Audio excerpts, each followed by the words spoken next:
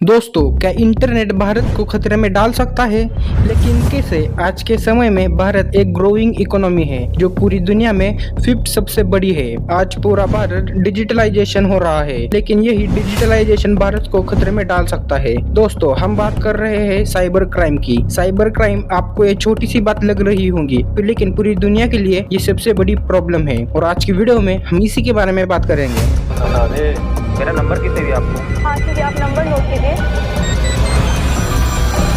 दोस्तों, इंटरनेट आज एक वेपन हो गया है जो पूरी दुनिया को खतरे में डाल सकता है। साइबर क्राइम की वजह से पूरी दुनिया में 10.5 ट्रिलियन डॉलर का नुकसान होता है। दोस्तों, साइबर क्राइम की दुनिया अगर एक कंट्री होती तो वो अमेरिका और चाइना के बाद तीसरी सबसे बड़ी इकोनॉमी होती। इससे आप ये अंदाजा लगा सकते हो कि ये फ्रॉड कितने बड़ी लेवल पर किया जा रहा है। भारत में पिछले 5 साल के दौरान साइबर अटैक की घटनाएं 53,000 से बढ़कर 14 लाख से ज्यादा हो गई है। साल 2022 में पूरी दुनिया में जितने साइबर अटैक हुए हैं उनमें से लगभग 60% हमले भारत के सिस्टम पर हुए हैं। Cyber security firm Indus firm ने एक रिपोर्ट जारी की जिसमें बताया गया कि भारत में सबसे ज्यादा साइबर हमले हुए हैं। साल 2022 के आखिरी 3 महीने में दुनिया भर में लगभग 85 करोड़ साइबर हमले का पता लगाया गया है, जिनमें से लगभग 60% मामलों में टारगेट भारत था। भारत के सबसे बड़े हॉस्पिटल एम्स में भी साइबर अटैक हुआ था। एम्स के कंप्यूटर सिस्टम में राष्ट्रपति से लेकर प्रधानमंत्री, केंद्रीय मंत्री से लेकर दूर के गाँवों से आने वाले आम लोगों की पर्सनल इंफॉर्मेशन होती है। आप जरा सोचिए, इतने बड़े पॉलिटिशियन आदमी का खतरनाक बीमारी की आशंका को लेकर टेस्ट हुआ हो, और जाहिर है कि ये जानकारी बिल्कुल सीक्रेट रहनी चाहिए। पर जिस तिजोरी में ये जानकारी रखी गई है उसकी चाबी अगर चीन और पाकिस्तान के पास है तो क्या होगा? दोस्तों, हमारे इंडियन स्पेस एजेंसी इसरो पर भी साइबर अटैक हुआ था, और ये अटैक किसने किया था? चाइनीज हैकर ने। दोस्तों, हमने चाइना के एप्स बैन किए, हमने टिकटॉक बैन किया, हमने पबजी बैन की, लेकिन क्यों? इसी साइबर क्राइम की वजह से। ये सब चाइनीज ऐप हमारे पर्सनल इंफॉर्मेशन का यूज करके हमारे साथ फ्रॉड करते थे।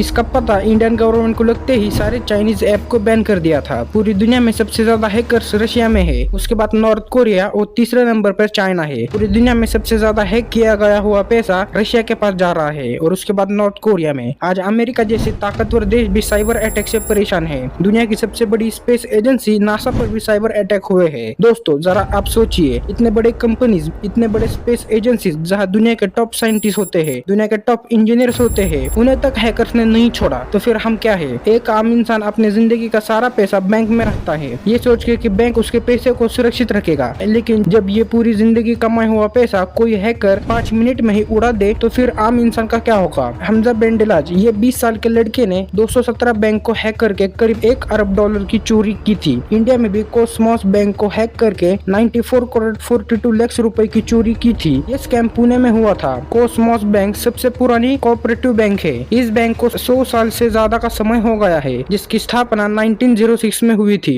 इसकी 140 ब्रांच 7 राज्यों में है। तभी भी ये बैंक पर साइबर अटैक हुआ था। दोस्तों, इंटरनेट जितने तेजी से ग्रो हो रहा है वैसे ही हैकर्स भी नए नए तरीके अपना रहे हैं लोगों को फंसाने के लिए। इंडिया में आज सबसे ज्यादा लोग रहते हैं, इसका मतलब इंडिया को टारगेट करना काफी आसान है। हमारी ह्यूज पॉपुलेशन अनएजुकेटेड है, इसलिए हमें टारगेट करना काफी सिंपल है। इसलिए हमें इसे रोकने की जरूरत है। इसलिए हमें साइबर क्राइम के रिलेटेड नए लॉज लाने की जरूरत है। लोगों को इसके बारे में अवेयरनेस कराने की जरूरत है, लोगों को जागरूक करने की जरूरत है, तभी साइबर अटैक इंडिया में कम हो सकते हैं। दोस्तों, इस पूरे ओवरव्यू पे आपकी क्या राय है हमें कमेंट करके जरूर बताएं, और इस वीडियो से आपको थोड़ी बहुत भी इन्फॉर्मेशन प्रोवाइड हुई तो इस चैनल को सब्सक्राइब भी जरूर करें, क्योंकि आपके एक सब्सक्राइब से हमें बहुत बड़ी हेल्प होती है। तब तक के लिए थैंक यू।